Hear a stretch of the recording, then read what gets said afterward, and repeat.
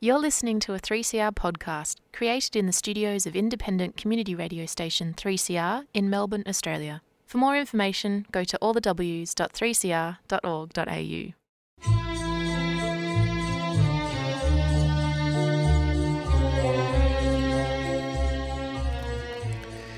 Sabah al-Khair, good morning dear listeners. You're listening to Radio 3CR on 855 AM and Palestine Remembered with Robert Martin, Nasser Mashni and Yusuf Ahmed al-Rimawi.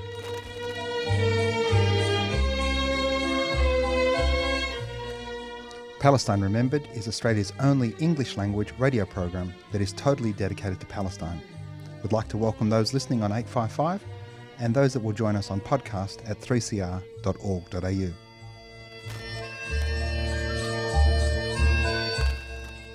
Thanks for joining us. Stay with us and enjoy the episode. Good morning, listeners, and welcome to another episode of Palestine Remembered. We're losing track of the days. We're 427 days now of genocide continues. But before we talk about that, we need to talk about the hate here. The fight against anti-Semitism is the fight for justice for everyone. There is no room for that sort of hate, no room for that hate in our movement. It's a movement of love, a movement of inclusion, irrespective of your faith, irrespective of your ethnicity, your religion, how you might identify, your gender, whatever it might be. There is absolutely no room for that. The attack on the synagogue and that congregation is abhorrent in every way, and we should be very clear. If this person ends up being someone that quote unquote identifies with our movement, you are not part of our movement, you're a Nazi. Be under no illusion, you are not part of our movement, you are not welcome in our movement. Our fight against hate with our siblings who are Jewish is the fight for justice for all. You are not part of our movement, you're a Nazi. Be very, very clear. Our solidarity and empathy with those that were impacted and those that are impacted. And the fight for justice of Palestine is a fight against Zionism, a racist, settler colonial movement that is rooted in white supremacism, is rooted in capitalism, is rooted in all of the ills that manifest itself into any concept of supremacy, however that might manifest itself. This space, the space we are fighting for, we're occupying, is a movement of love, is a movement of inclusion, is a movement for all. Whoever did that, you're a Nazi. Let's be very clear. You are not on our side. You are not part of our movement. Any attack on any place of worship, any attack is just entirely unacceptable. My solidarity, our solidarity, 3CR solidarity, the show's solidarity, humanity solidarity with those that have been impacted. Moving on to what we're seeing in the right-wing fascist media, this concept and apportioning the blame for racism, for white supremacy, for Nazism on the Labour Party.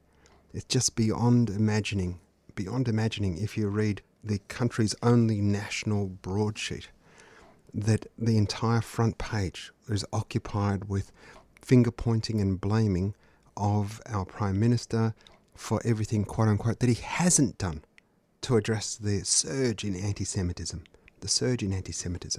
as if this rise in anti-Semitism and some of the reportage on the rise of anti-Semitism it really boggles the mind.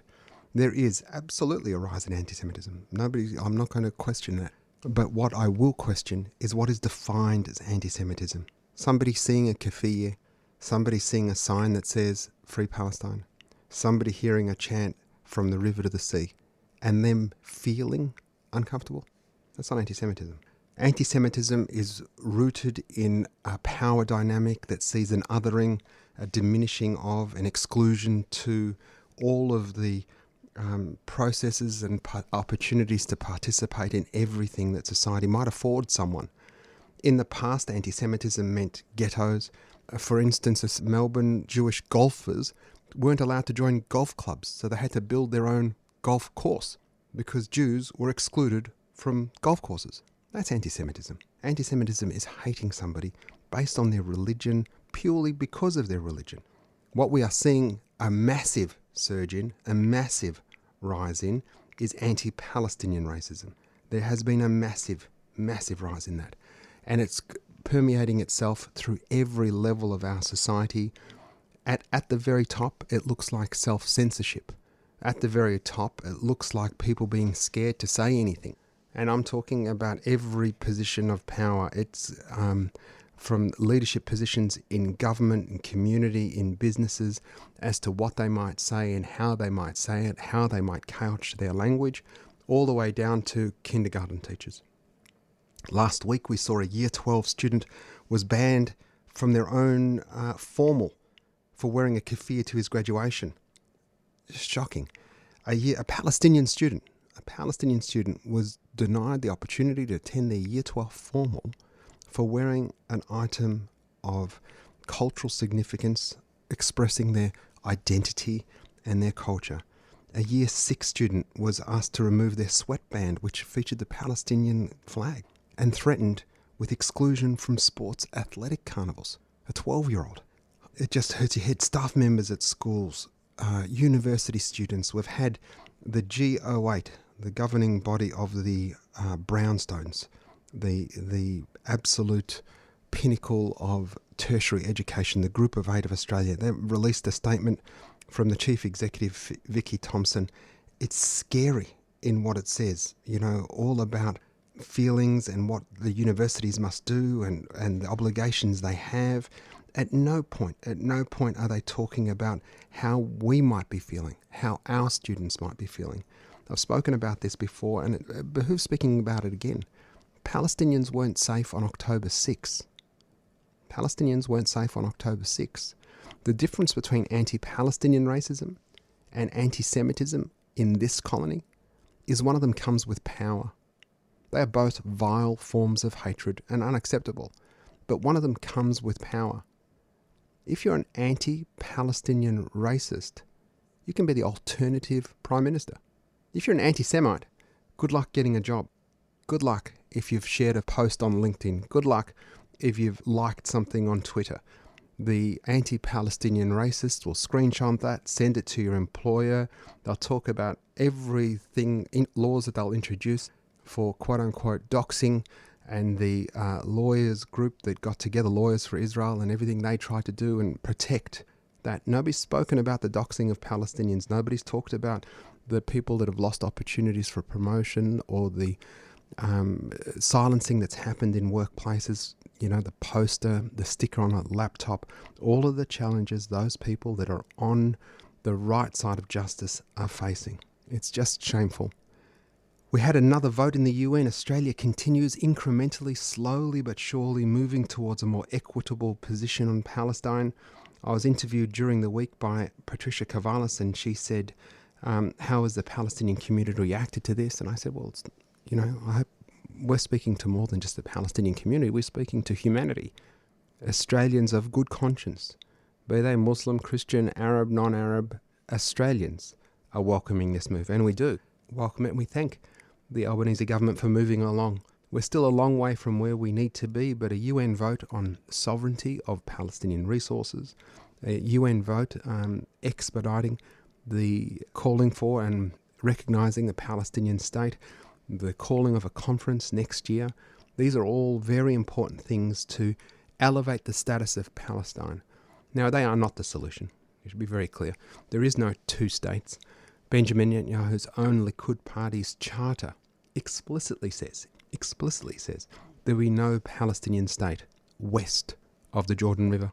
On top of which, this year, his own Knesset has passed 2 bills saying that under no circumstance will a Palestinian state exist, and that there will be no, even as part of a settlement, and no Palestinian state will be within the lands of the river to the sea. There is no two-state solution. What needs to happen, I've said it many times, it's getting increased coverage now. I don't know why all of a sudden people have gone, so Nasser, you don't believe in a two-state solution, is a one state. The land is holy, it's indivisible, it's complete, and all of Abraham's children, however they might celebrate God, get to live there freely, There is no room for supremacism, however it might manifest itself, whether it's Islamic, Christian or Jewish. Everyone needs to be equal, and anyone who thinks they're supreme needs to leave. It's as simple as that.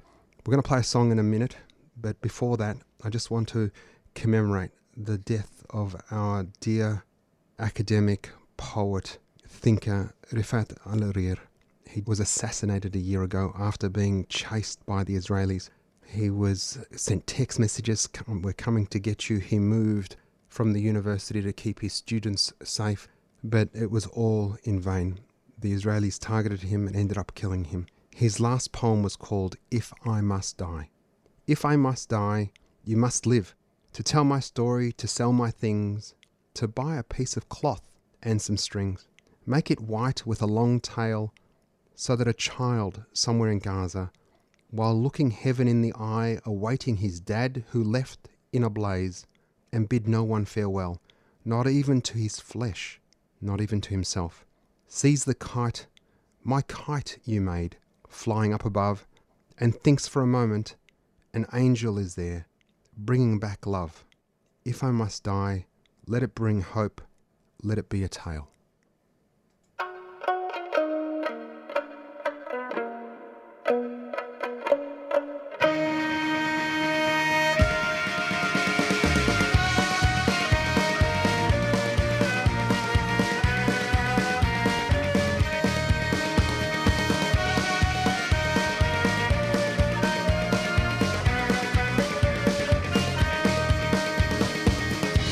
Proclaimed in 1917 a settler state to be, a proxy base in the Middle East, colonial entity. With use of force, they knocked down doors, a killing spree the rest had to flee. Dispossessed refugees, occupied genocide. Long live the Palestinian resistance. One day you will be free.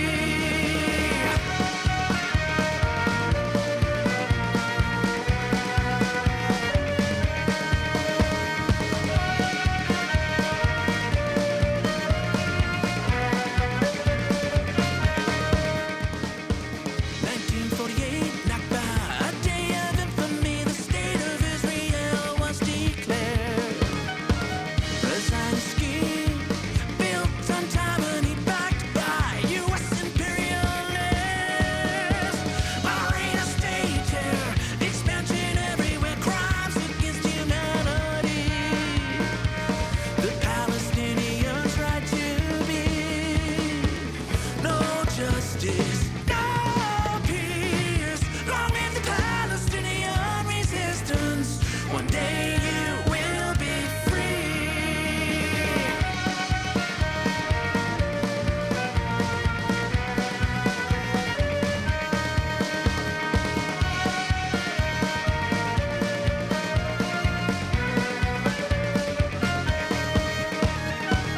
Gaza, West Bank, El-Quds under siege. The oil sees the atrocities. Stand up, demand the right of Palestinians to return and to be free. This has gone on for too long. The struggle must be fought and won. The struggle must be fought and won. Palestine will not be denied. Long live the Palestinian resistance. One day you will be free.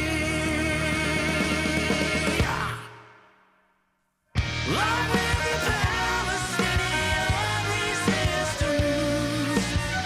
Long live the Palestinian resistance.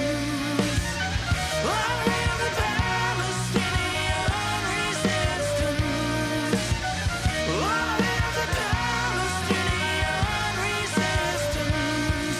One day you will be free. That was Palestine by Mistahi. A really fabulous song by a local artist. Thanks very much, Mistahi. We're joined now, if you might have missed it in the media, because the media obviously has so many pressing things to talk about, but we had a report by Amnesty International came out during the week on the back of their report on apartheid in Palestine. We're joined by Mohamad Duar, who's the Occupied Palestine Territories Spokesperson for Amnesty International. Good morning, Mohamad. Salam, Nasser. How are you? Very well indeed, very well. Thanks you so very much for joining us, Mohamad. Amnesty International released a report calling what's happening genocide. Correct. So on Thursday, Amnesty International released a report determining that Israel has been and is committing acts of genocide against Palestinians in Gaza. We've determined that Israel has unleashed hell and destruction on Palestinians in Gaza brazenly, openly, continuously, and with total impunity. The way we came to these findings, Nasser, is we found that Israel has deliberately killed, physically and mentally harmed, as well as made conditions of life calculated to destroy Palestinians as a group, including annihilation, displacement, and forced starvation. They are 3 of the 5 criteria under the Genocide Convention. Now, to prove genocide, you need to prove both genocide is occurring and genocidal intent. And I think we can say that we've never witnessed such brazen and bold genocidal intent as evidenced by Israeli political and military leaders, statements that are intended to treat the Palestinians as subhuman and dehumanize them. Our evidence showed through statements echoed by Israeli forces soldiers that the genocidal intentional statements had filtered down to every level of the Israeli military. The way that we conducted this research, we're very fortunate in that we've had field workers on the ground since prior to the 7th of October. They interviewed survivors, witnesses, worked with a range of Palestinian and Israeli organizations, while our crisis evidence lab analyzed digital and social content, as well as munitions and weapons. Now, the Crisis Evidence Lab also analysed 102 statements by Israeli political and military officials. 20 of those were found to have direct genocidal intent that led to genocidal acts against Palestinians. Just amazing. This is the first time Amnesty International's done this, isn't it right? It's the first time Amnesty International has determined genocide based on our own research. And I think that's reflective of several things. The first being the humanitarian catastrophe that is occurring in Gaza. As you know, 1.9 million women, men and children remain trapped in Gaza with nowhere safe to go. 90% of Gaza has been destroyed and flattened, and they are being starved in an engineered famine at a scale and a rate that we've never witnessed in modern history. And in addition to that, the gravity of the war crimes that are being committed in Gaza against Palestinian people. This is a genocide that is occurring in real time. We've been witnessing it on our screens, on our TVs every single day. The report that we have written runs from the 7th of October until the end of July, but I want to stress that there is no evidence to show that the genocide has stopped in July. Our opinion is the genocide continues, and we will continue to do this research in an effort to bring perpetrators to be brought to justice. All of Amnesty's work globally around the world is around researching, monitoring and documenting human rights abuses and violations in order for perpetrators to be brought to justice, regardless of who they are. Now, Mohamad, what's the response been like here? The response to the report has been overwhelmingly positive, to be honest.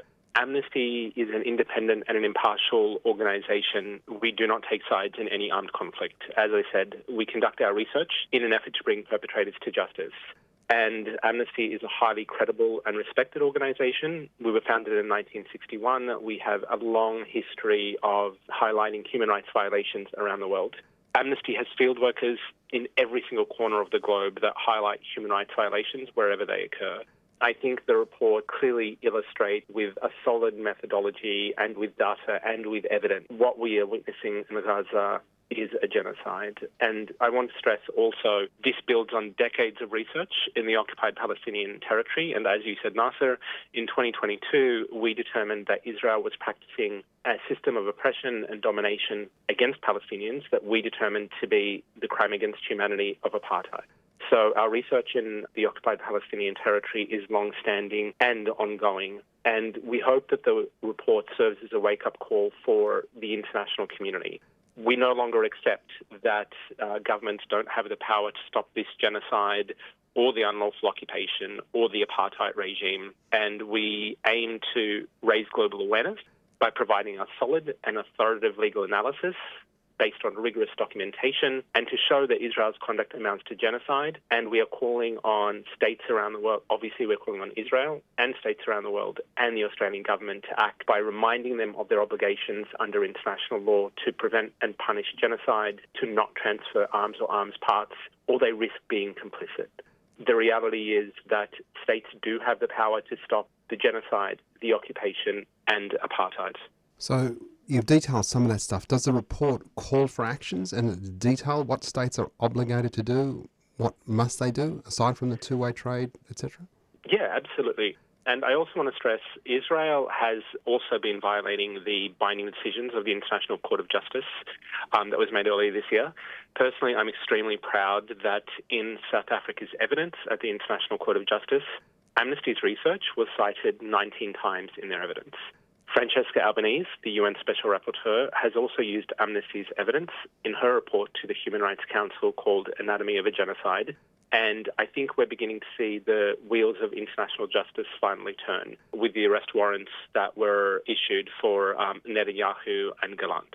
So Amnesty has several calls. In terms of what we're calling on the Australian government, we're asking them to publicly acknowledge that a genocide is recurring and to stop this genocide by demanding respect for international law, to support efforts to prosecute Israel for genocide at the International Court of Justice and ensure adherence to the ICJ's ruling to protect the Palestinians, to stop aiding the occupation, and that includes any direct or indirect arms transfers, and that is two-way arms transfers. We are calling for Israel to stop its illegal and brutal siege on Gaza that has gone on for over 17 years, to oppose any attempts by Israel to establish any permanent military or Israeli civilian presence in Gaza, and to uphold the International Criminal Court arrest warrant. I will say we're also calling on the Office of the ICC prosecutor to add genocide to its investigation and to the arrest warrants for Netanyahu and Gallant as well. Now, it's 300 pages. It's super robust. There'll be a link in our podcast, Mohamad, for people to be able to get to it. But if they just Google Amnesty International Australia, they'll be able to find it. There's also a petition that people can sign. Absolutely. So it is a very lengthy report. It is a very legal report. It's 300 pages now, so the executive summary itself is 15 pages. Obviously, we encourage everyone to read it. But if you go to amnesty.org.au, you'll see a range of materials, and we do have a 6-minute video that includes our Secretary General, Dr. Agnes Kalamad, as well as our researcher, Badur Hassan. Badur is in the occupied Palestinian territory, and it explains the findings of the report, shows some of the evidence and the methodology as well. We do have a petition to Penny Wong on our website that we would encourage everyone to join on and sign with the calls that I've outlined earlier. The reality is that Australia does have influence at the international level and is part of the international justice system. I think we've seen in the last couple of weeks a significant shift in the Australian government's approach to this issue, with calls for Palestinian sovereignty as well as respect for the ICJ ruling as well. So I believe that momentum is changing and we will begin to see action taken on this. The ICC arrest warrants are a significant step forward. The reality is, Nasser, that the international community took far too long to call for a ceasefire, and arms transfers are still occurring. And we have states that were the very architect of the international justice system, that were fundamental in the Universal Declaration of Human Rights in 1948. These are the same states that are actively violating international law. States cannot call for a ceasefire publicly while still sending arms and arms parts into Israel. The hypocrisy is just mind-blowing. Mohamad, did you want to add anything else before we close up? I would just like to say that, Amnesty International is a movement made up of 10 million people, ordinary people, creating extraordinary change across 150 countries and territories, and would love for your listeners to join us in our fight for justice. This report is historic for Amnesty, and we hope that it provides the credible and authoritative evidence that can be used by anyone, anywhere, whether they're going to meet with their local MP, taking actions online, joining the millions of people that are still protesting around the world every single weekend, as a solid base for evidence to determine that this is a genocide in Gaza. And Amnesty will continue our research, our campaigning, and our advocacy to protect civilians, and until Palestinians receive human rights, peace and justice, which they have been fighting for over 76 years. Thanks so much. That was Mohamad Duar, Occupied Palestine Territories Spokesperson for Amnesty International. I'd commend that report to you. It is, as Mohamad said, a very legalese document, but the executive summary details that the 6-minute video is harrowing and heartbreaking, but will give you enough information and tools to be able to articulate to those people around you who might not yet have been activated. And this is the action we can all do. Firstly, go to that amnesty.org.au and join Amnesty, sign the petition, download the executive summary and the video. But what we need everyone to be doing is to be speaking to their networks, to activate their friends, and wherever that might be. It might be at your school pick-up and drop-off. It might be at your lawn bowls club. It might be at your reading club. Introduce a Palestinian book. You know, we spoke about the Palestinian summer reading context books that were delivered to politicians last week with Samah. Let's make sure we do everything we can within our networks and our power to stop this genocide and get justice for the Palestinians. It's so very, very important. Tomorrow we're protesting again. It's going to be a big one. We've got Lydia Thorpe and Uncle Robbie and Gary Foley, as well as a team of Palestinians. Noura Mansour will be there making a speech. I'll be emceeing, so make sure you get along 12 o'clock tomorrow. Tell your friends, share the podcast. Remember, there's never been a better time for a free Palestine. You've been listening to a 3CR podcast. If you found it valuable, please consider donating or subscribing to support independent community radio. To find out more, go to 3cr.org.au.